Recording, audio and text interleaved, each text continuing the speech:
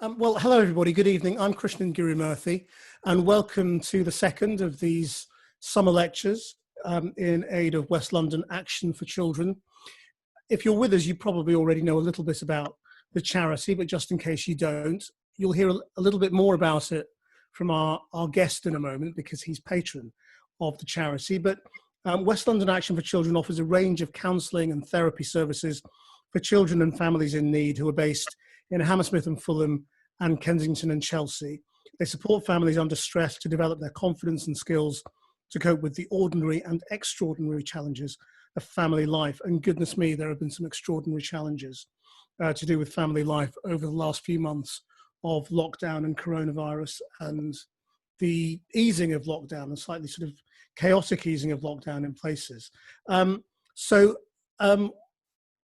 guest is actually one of the patrons of the charity, Alan Johnson, long-time Labour MP, of course, and trade unionist before that, but now perhaps best known as one of the contestants in The Masked Singer recently on television, where he entertained us. And The Masked Singer really sort of revealed the secret wishes of Alan Johnson, who wanted to be a pop star all his life.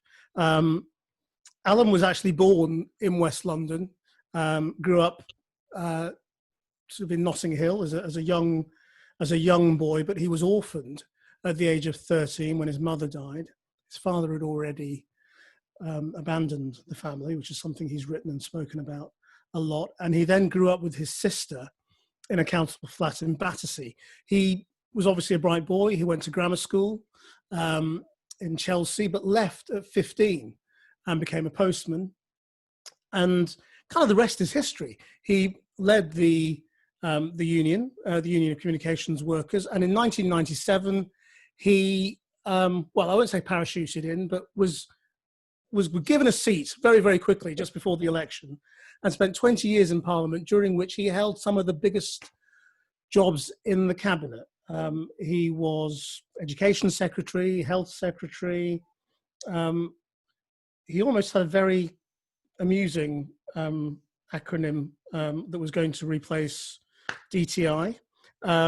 He did work and pensions and was also Home Secretary. So, I mean, a lot of the really gritty and difficult jobs. And he even stayed on as Shadow Chancellor after Labour were ejected.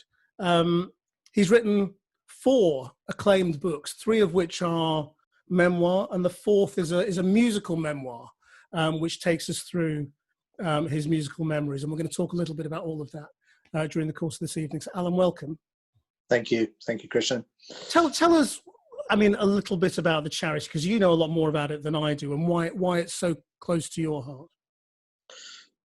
Well, they've been around since 1917 for a start. And what they do, this therapy and counselling, not just for children but families, is something that the government cottoned onto comparatively recently. You know, that if you've got issues around kids misbehaving, it usually starts off as, there's something behind it in the family. And unless you introduce something that deals with that, the counselling and therapy, perhaps the father can't work, perhaps the mother's on drugs or whatever, then you won't actually help the child in their chaotic circumstances. I mean, I love the fact that it covers West London Action for Children. When I used to go to school, so I was born in North Kensington. We never called it Notting Hill, but everyone does now. I was born in North Kensington and took the Metropolitan line from Latimer Road to Hammersmith, all West London Action for Children territory, by the way. Then the number 11 bus from Hammersmith Broadway through Fulham, snaking towards my school in Chelsea. And that encapsulates the territory that West London Action for Children work in. So I was attracted by that. And they do. I mean, largely unsung, I have to say. Some incredible people with remarkable jobs, doing remarkable jobs, and with tremendous results. Well, I mean, we want to talk a little bit about your life over the next hour or so, and I'll sort of kick off and we'll have a bit of a conversation, but then I want those people who are listening to be able to ask whatever you want. So if you click on the Q&A button as we go, and ask your questions there, I will bring them into the conversation as we go along. But I mean, I suppose it's worth reflecting first of all on how much has changed in terms of that area. I mean, and how much hasn't. You know, I mean, in a way, it's gone from the place where you grew up as a young, and not very well off family, to the place that David Cameron called home and became, the sort of the hangout of the Cameroons when they were looking to eject the Labour Party from government, and then of course to the place that saw the Grenfell fire and everything that sprung from that. Yeah. And I wonder what, how much you think in terms of the crises and the jeopardy facing young children from, not from affluent backgrounds. How much has changed and how much hasn't? Not very much. I mean, we can record now, we couldn't when I was a kid, but the epidemiologists can do it now, that a boy born in North Kensington will on average die 16 years earlier than a boy born in South Kensington. So that's one London borough. And when this boy, my childhood memoir, came out, and I was doing literary festivals, I tried to reclaim North Kensington from this generic term Notting Hill. I mean, North Kensington, London West End was very different. We called it Kensal Town or the town. We never called it Notting Hill at all. There was always the posh end of Ladbroke Grove. And if you walk up Portobello Road from my end, the Goulburn Road end, it's like a sociology lesson. You go through every social class till you get, to Holland Park at the top. And it's always been like that. Great wealth, cheek by jowl with great poverty. I don't have to explain where North Kensington is now, because as you say, the tragedy of Grenfell Tower, locate it right where the last house me and my sister lived in before they pulled it down, and as part of the slum clearance, and we were sent over to a council flat in Battersea, was virtually on the spot where Grenfell Tower is now. But I was there at the start of the Windrush generation. The North Kensington changed, and I grew up. I talk in my book about Derek Tapper, who was if Derek's listening in, or anyone who knows him, of all the people I've mentioned in my childhood memoir, I've tracked down all of them except Derek. Derek was a Windrush boy, started school with me in my infants, went to primary school with me. We both passed our 11 plus. We both went to Sloane School in Chelsea. And I watched Derek dealing with he was, although this was North Kensington, very cosmopolitan now, he was the only black kid in my infant school and one of only 3 in the grammar school. And he, to me, epitomized that difficult, the generation before him, his parents, although I don't know what happened to his father, he was kind of had a single mother, as I did.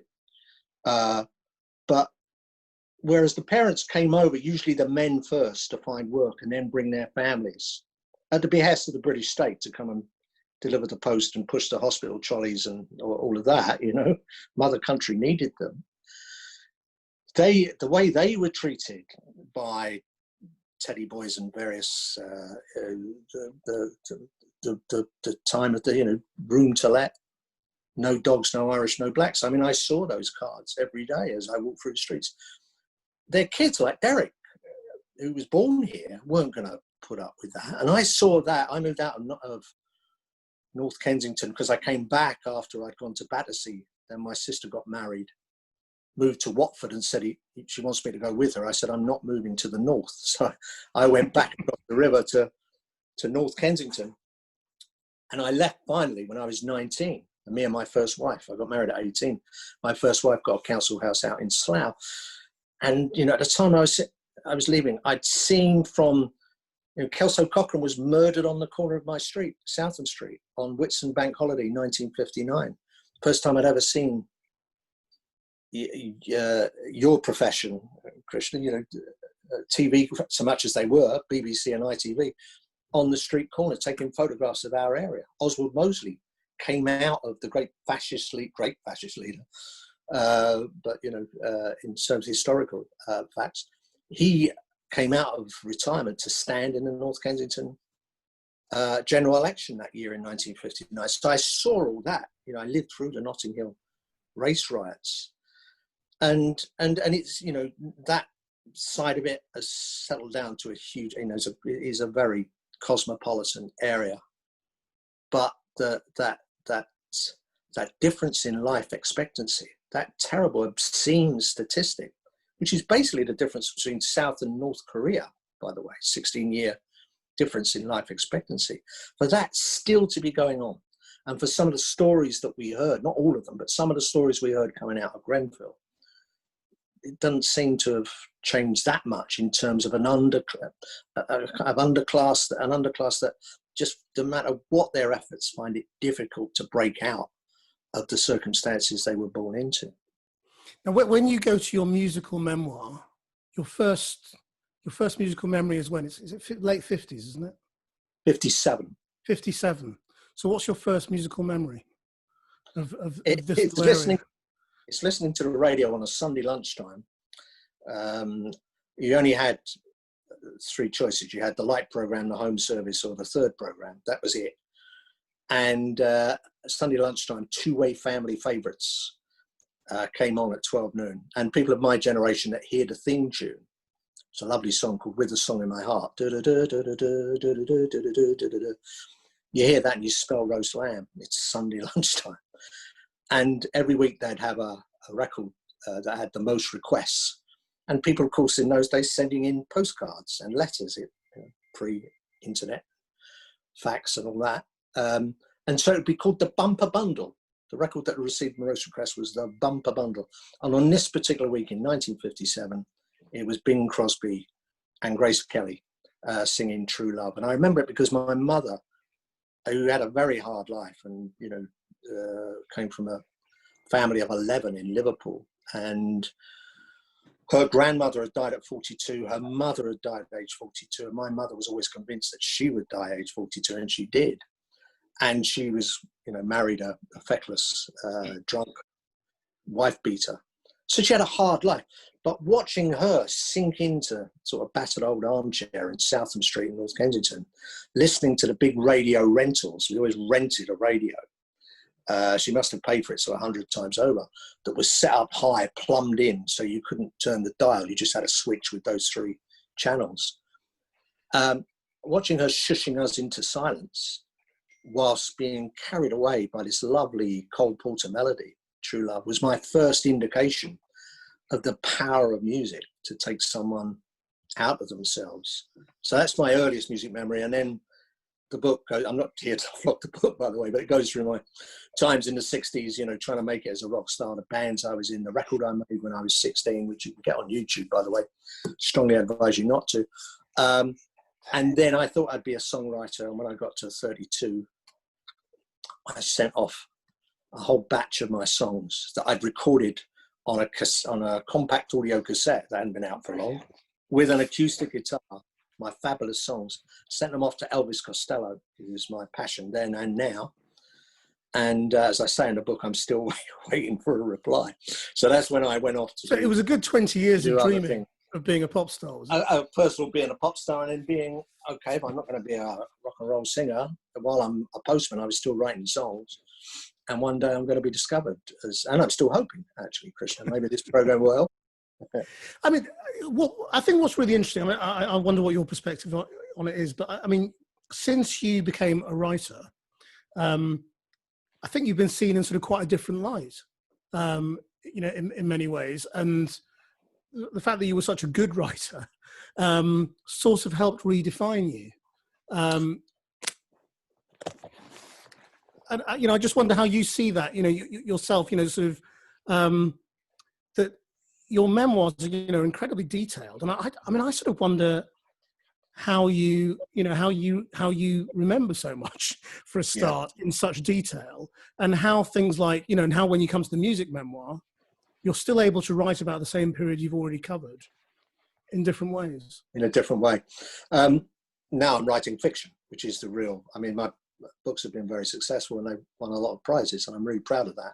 But I don't think you're really a writer mean, I've been a reader since my mum dragged me and my sister, who was 2.5 years older than me, in many ways the hero of my early life, dragged us to Ladbroke Grove Library almost as soon as we could walk. And she had an instinctive feeling. There were no books in her background or in her family, just the instinctive feeling that books are a good thing. So I've read voraciously since I was a kid.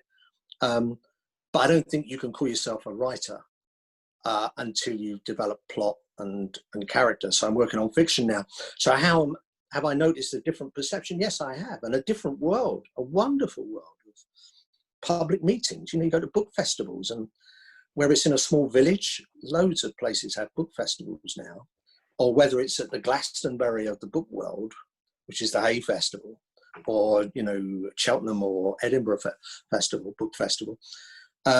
There's sometimes an audience of 1,000, sometimes an audience of 50, but they've all come to talk about books and to talk about your books. And that's a great world. So I love the whole process. There's no tyranny of the blank page for me. I love that. You ask how I remember lots of stuff. Well, my sister's memory was very important. My sister's lived in Australia for the last 40 years. But her memories of childhood, and particularly what my mother went through, were very important for me to write that book.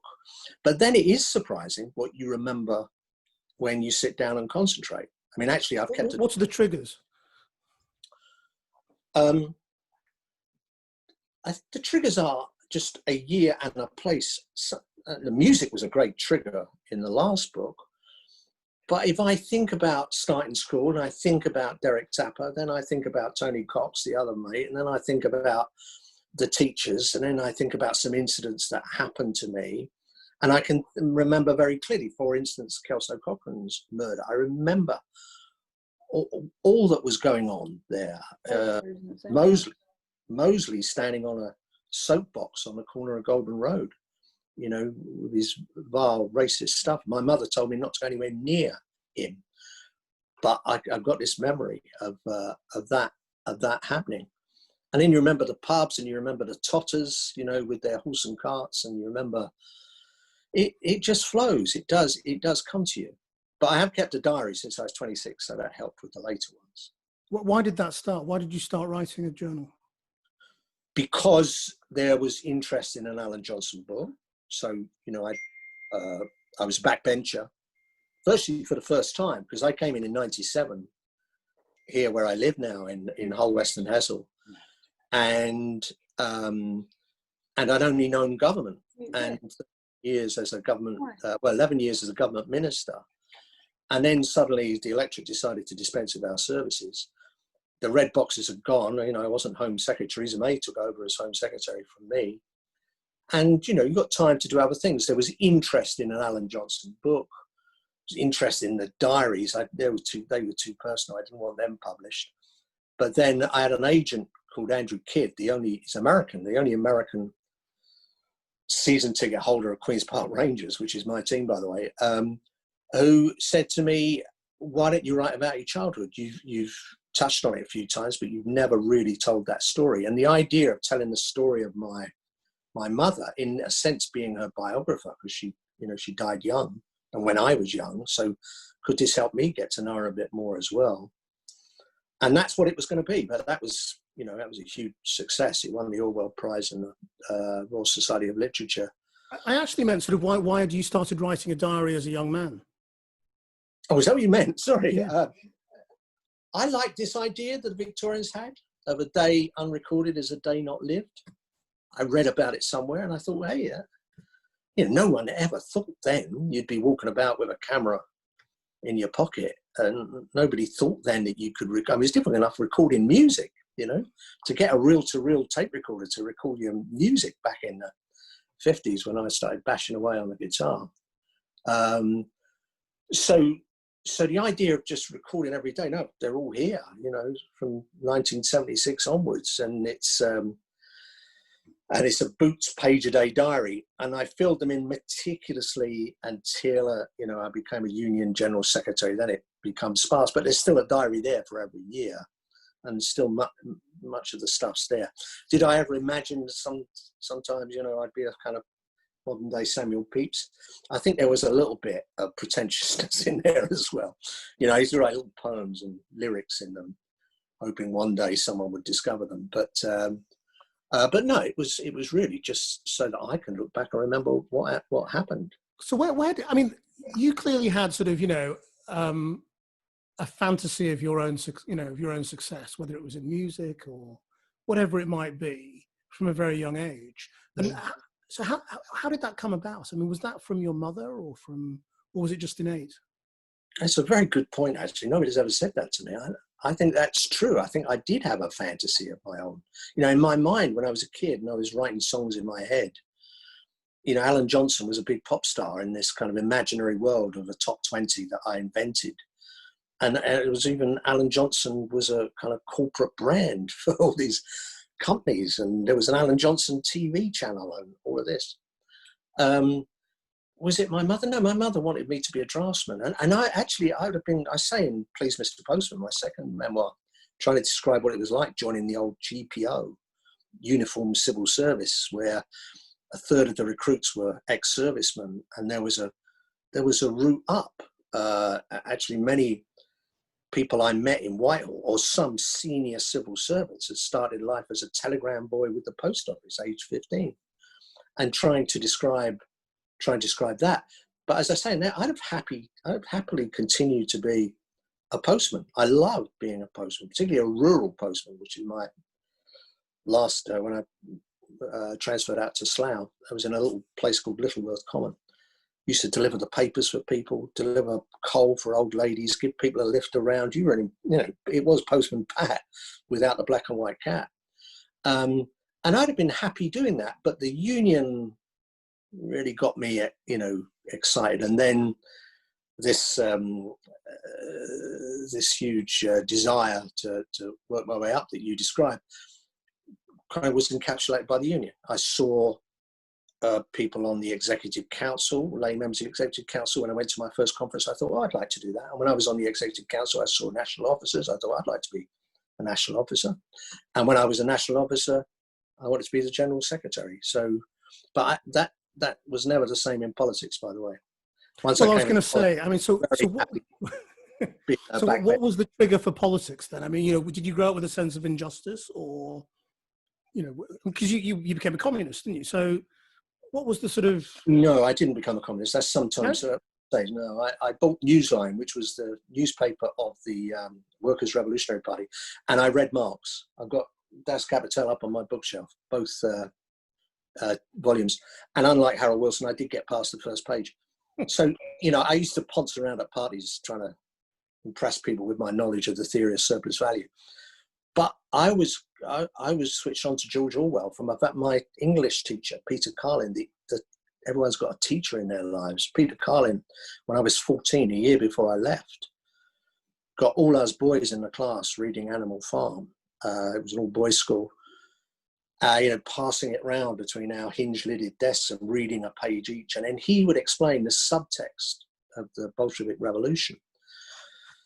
And that got me really into George Orwell. I went straight out when I was about 15 and bought Keep the Aspidistra Flying. I read 1984. I read all.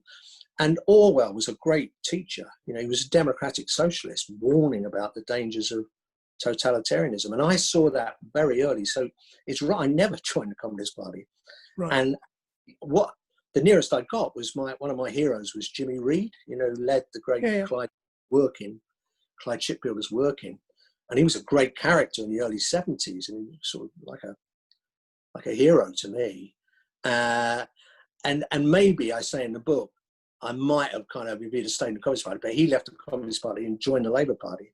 And I joined the Labour Party at the same time. And ever since then, you sort of moved... Not really. Further away from the left and to the right of the Labour Party, I guess? Or... No, I mean, this left and right in the Labour Party. We're all on the left in the Labour Party.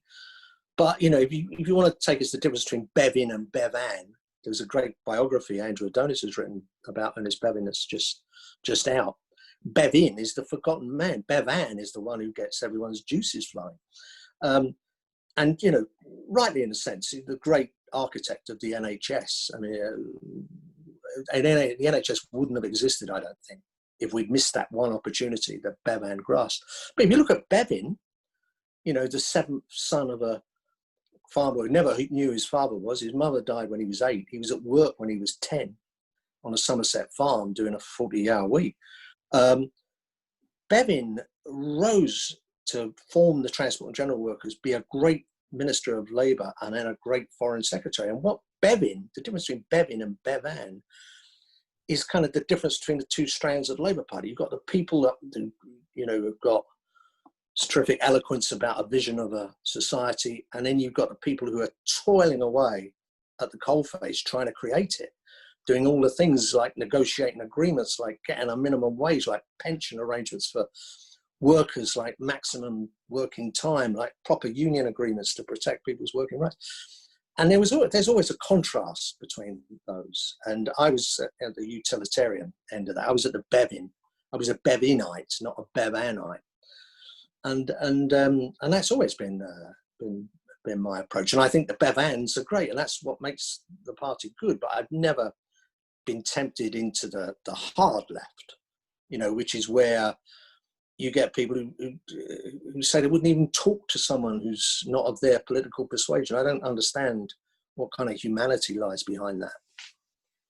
And how important was music during when you were in politics and getting into politics? I mean, was political music part of what you liked as well, or were the two things separate? Oh, they're very separate. Although, you know, the trouble with political songs is if you try and do them overtly, like putting your message across overtly, it's just not worth listening to. If you so Red Wedge and all of that was never your thing? Yeah, if you do it in a subtle way. I mean, Billy Bragg's Between the Wars, one of my favourite songs.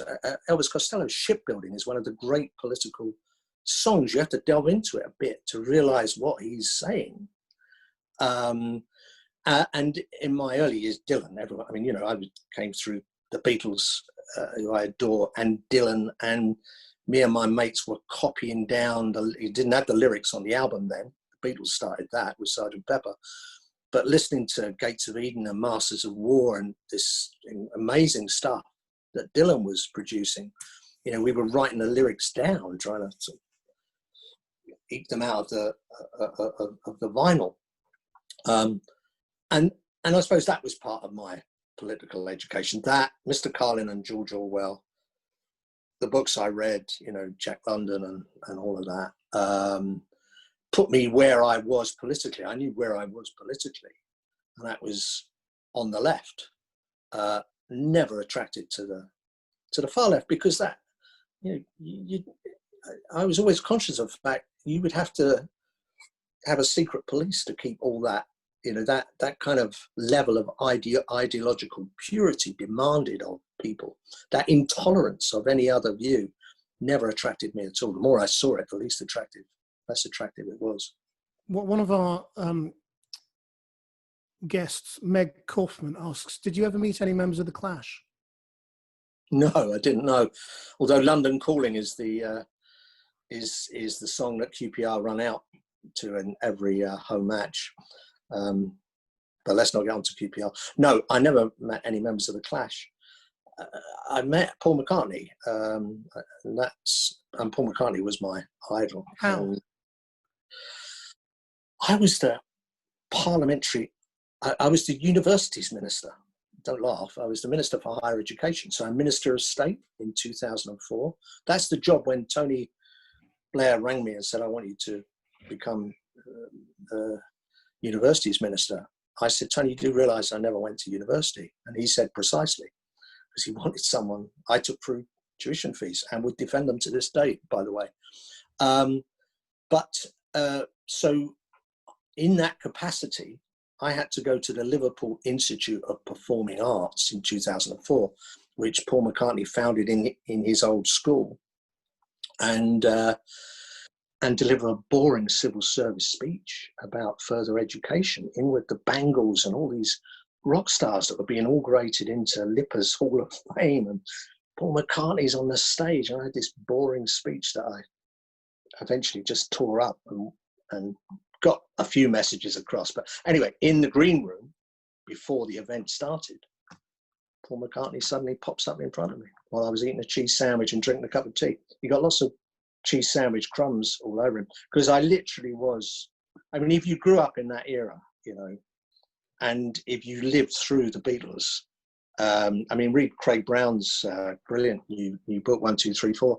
You'll get some sense of the excitement that it meant to me as a 13-year-old, to kids getting music that their parents initially hated, and their hair was too long and they couldn't have written those songs. That must have been professional songwriters, you know. It was bliss to be alive. So to meet him was just wonderful. Did you hold it together? Just about. Just about. Did you remember the conversation?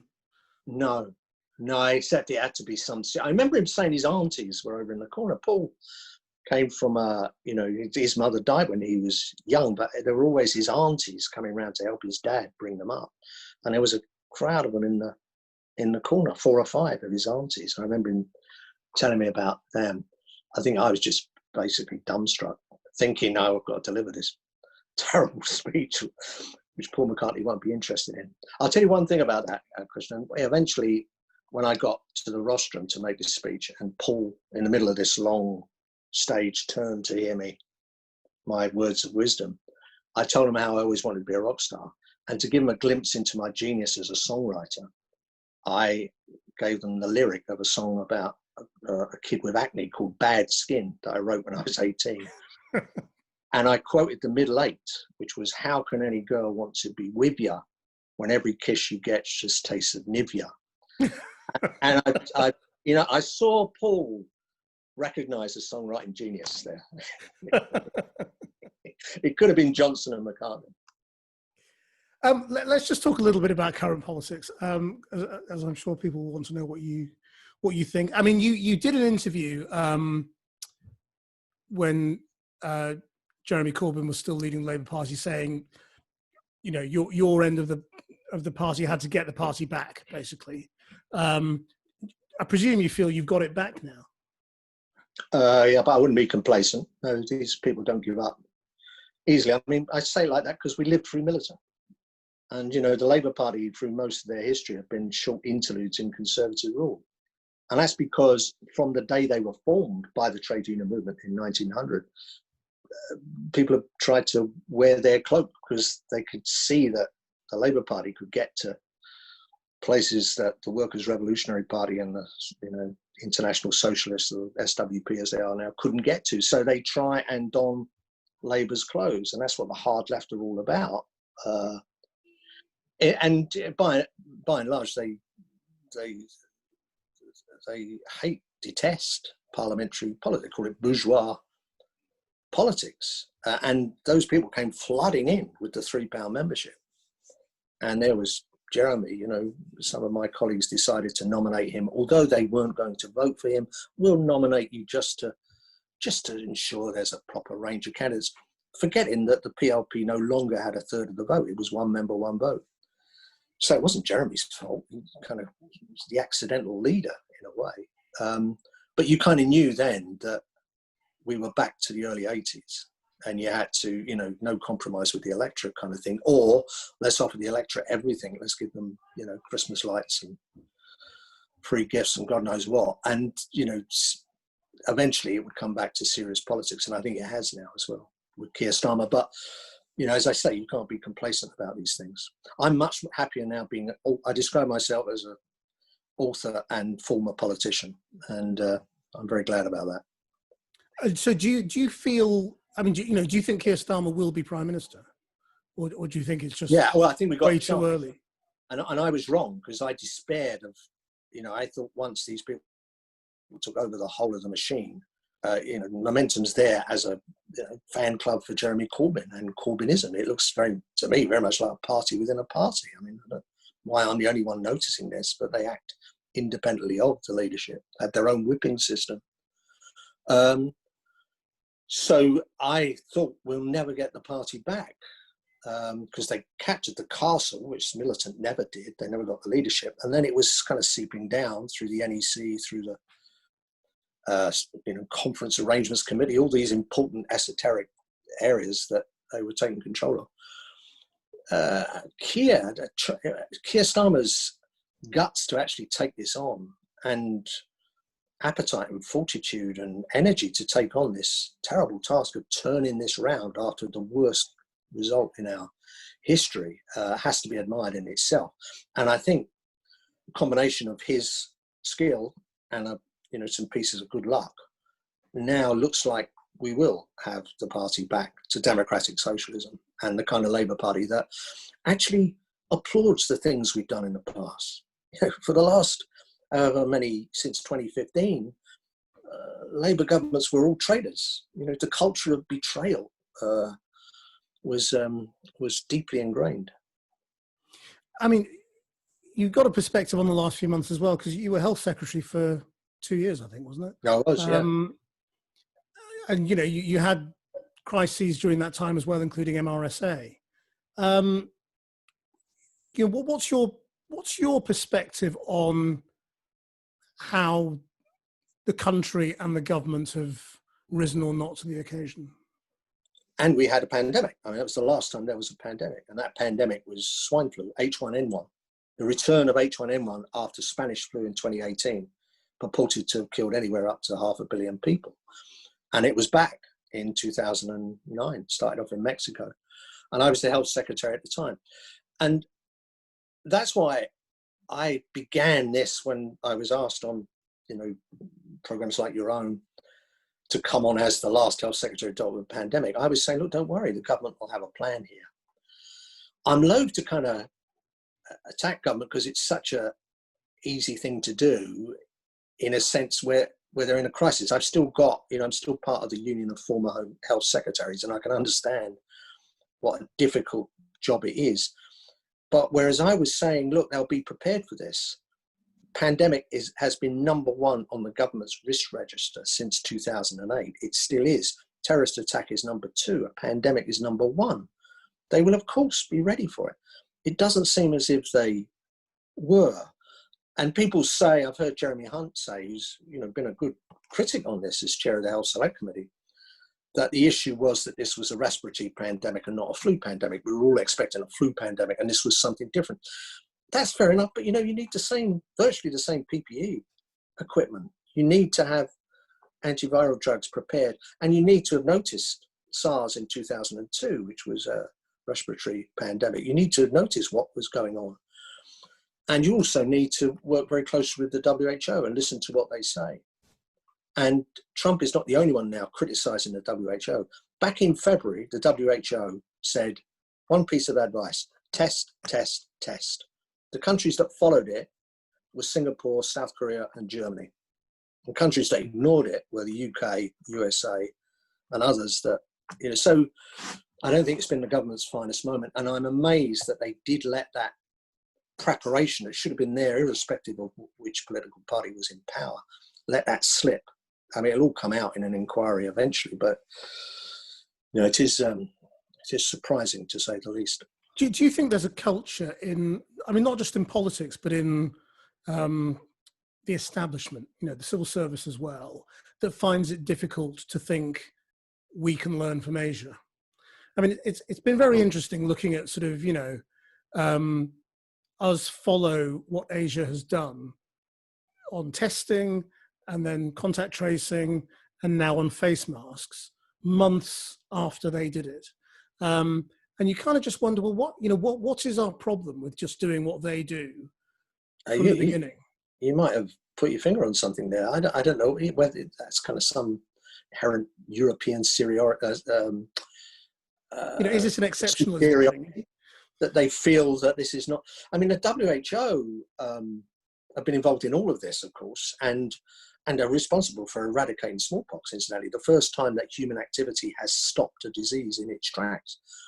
And they learned a lot from places where, well out of Europe's comfort zone.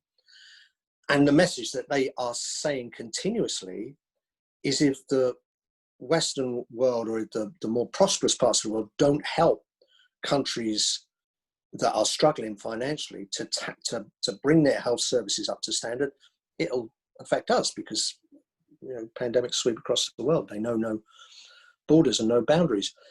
But for some reason, we certainly have taken a more jaundiced view. And when I was health secretary, I went to China.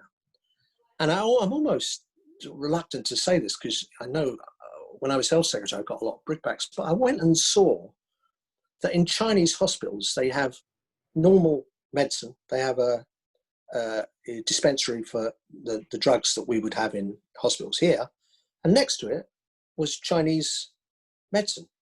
And Chinese medicine was seen as just as important as in terms of the drugs and procedures. Indeed, a clinician told me that a woman who had a tumor that they'd been trying to shrink through chemotherapy and traditional ways that we would do it, had decided now they'll treat her with traditional Chinese medicine. And it actually was successful.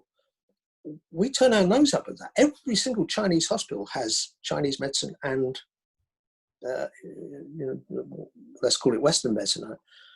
And so I think there is a huge reluctance to learn from not just that, but certainly from the way that Asia dealt with SARS successfully. And in Africa, Ebola, we didn't learn a lot of lessons from that.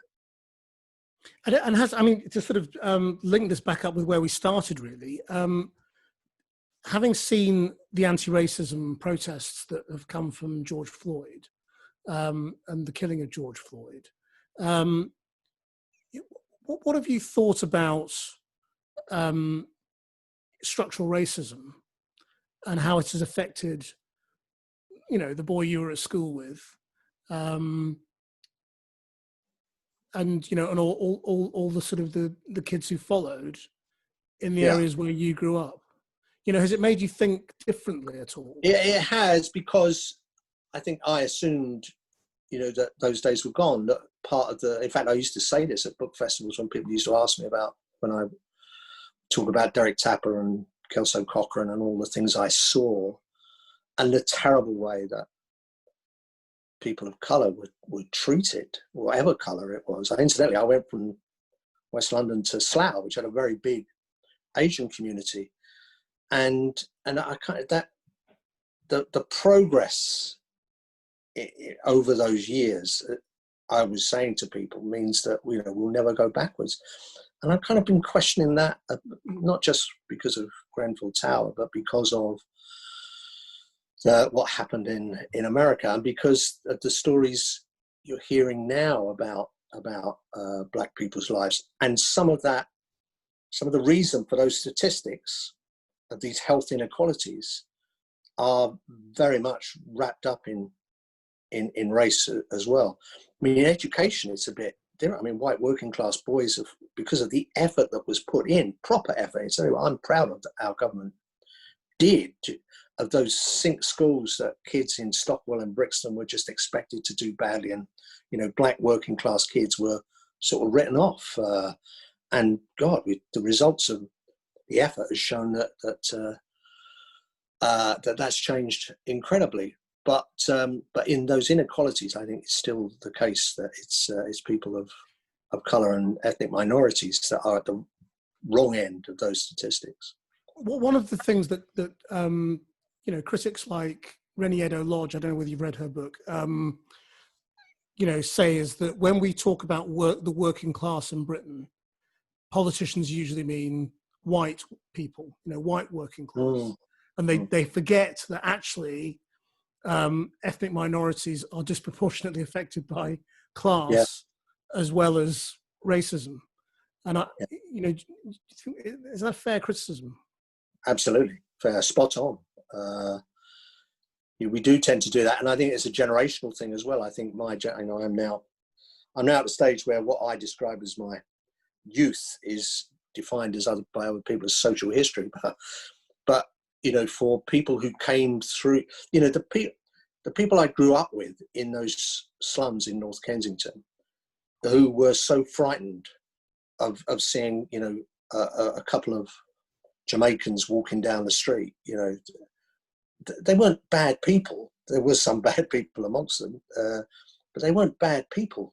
It was the there was a culture shock there. There's always this issue about racism being a potent political force. There's always been someone like Mosley, or the various fascists that came up, Webster in the 70s, who've been trying to use that to turn people against, that these people are not like you, whereas in actual fact they are absolutely like us. They're the same class, struggling with the same housing problems, with the union movement's been excellent on that, by the way. The trade union movement in this country has done brilliant stuff to kind of make people realize the truth of those words, that this idea that working class means white is ludicrous. It has been ludicrous for donkey's years. Although trade union hierarchies are also incredibly white, aren't they? They are. We thought there was a breakthrough with Bill Morris at Transport and General Workers Union and a few others, and then he was the exception that proved the rule. Didn't. He was the exception, and it didn't happen. No, but there's a whole series of problems that the trade union movement are trying to grapple with at the moment. Well, look, there have actually been relatively few questions. Maybe people are just gripped by our conversation, but I would encourage people to click on the Q&A. But let me put a couple of them that have come in. And one of them is, well, it's pretty direct, and it goes to your period as Home Secretary, actually.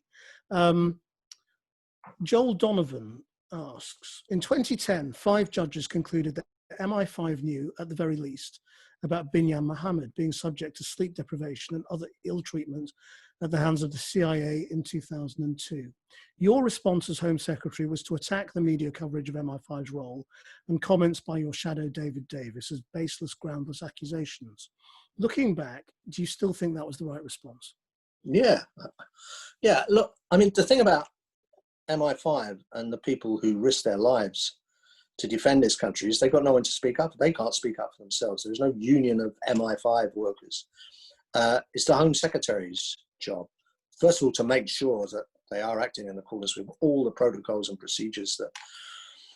And David Miliband, who was Foreign Secretary at the time, so in charge of MI6, we did a lot to ensure, with the Intelligence and Security Committee, to make sure that there was proper processes in place, whether that was for whistleblowers or whatever. But so it's open. It was at that time it was open season on MI5, being attacked from all directions. None of it. There's never been an ounce of proof for any of these accusations. David Davis's, who's my neighbouring MP, by the way, just up the road from where I live, so I know David very well. He went through this extraordinary libertarian kind of phase that I thought, in the circumstances, was entirely misguided. And I'm absolutely sure, as sure now as I was when I was in charge, and being very meticulous to ensure that MI5 were operating, as David Miliband was with MI6, within the very strict ethical rules that we set for them. I would defend them as much now as I did then.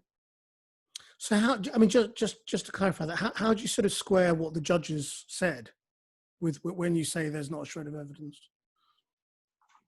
I forget all the circumstances of this, but there was a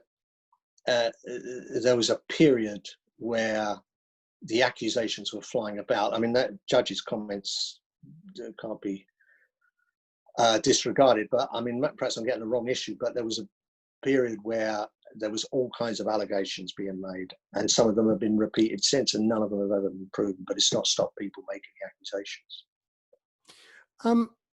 Back onto Black Lives Matter, somebody asked, what is the most important thing we can all do on Black Lives Matter in West London? I don't think there's one thing you can do. I think ensuring that there's things that government can do. I don't think individuals, these huge differences in life expectancy, they can be narrowed. The world leader on this is a Brit, Professor Michael Marmot, and he's shown in countries that have set out to do this. Over 10 years, we said we would close the gap on health inequalities. We didn't, but by the time we'd finished, the health of the poorest in our communities was at the same level as the health of the most prosperous was at the start of our term of office. But everyone's health improved, so there was still a gap. But you can, and they're not about health, by the way. It's about housing. It's about jobs. It's about the kind of things that West London Action for Children does, intervening to help the family to address these issues, not one individual within a family, and the therapy and counselling and all of that. So certainly putting more stuff into that. If the Prime Minister decided, I thought Theresa May was going to do it with her burning injustices speech, but she never did. If the Prime Minister said, I am going to set about tackling these health inequalities, and I will do it by chairing a cabinet committee that involves education, that involves housing, that involves all the other aspects of health inequalities, and drives it through. That's the only way it's going to happen, because otherwise they operate in silence. And when you think about the last few months and the impact on children and families of lockdown, of not going to school, of all the impact, really of almost a lost year, do you think it's something that will have a very profound effect on children from poor families in this area? Or is it something that you look back on as as a post-war child who lived in difficult times, that look, this is the kind of thing that you can escape from relatively quickly if you're determined and hardworking? Yeah, well, I know no example of education in my era. I left school at 15, and you said in your introduction I was a bright boy past my 11 plus. Lots of bright kids, of course, didn't. I lived through an age when it was terribly unequal. That test at 11 sent 80% of kids off into, some kind of never land in terms of education. So we got it wrong then. No, I think this is going to have a profound effect. When poorer kids, I was a free school meal kid, so when free school, that's the way we usually define these issues. Free school meal kids, when the 6-week summer holiday comes, at the end of the 6-week normal summer holiday, they've fallen behind.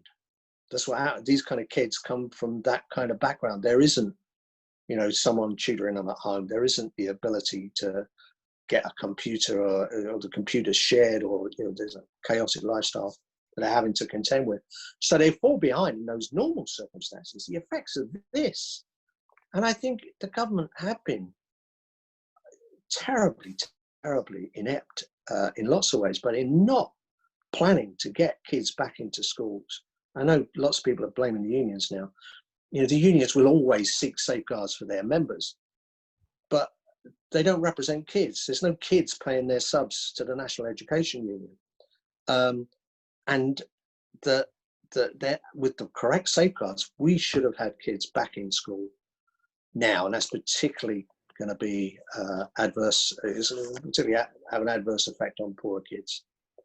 Well, I'm delighted to say we've had a music question. We're coming to the end of our time, but the question from Sam Powell is, Telecaster or Les Paul, which is the greatest electric guitar of all time? And if you're not sure which is which, that red one next to the acoustic guitar is a Les Paul.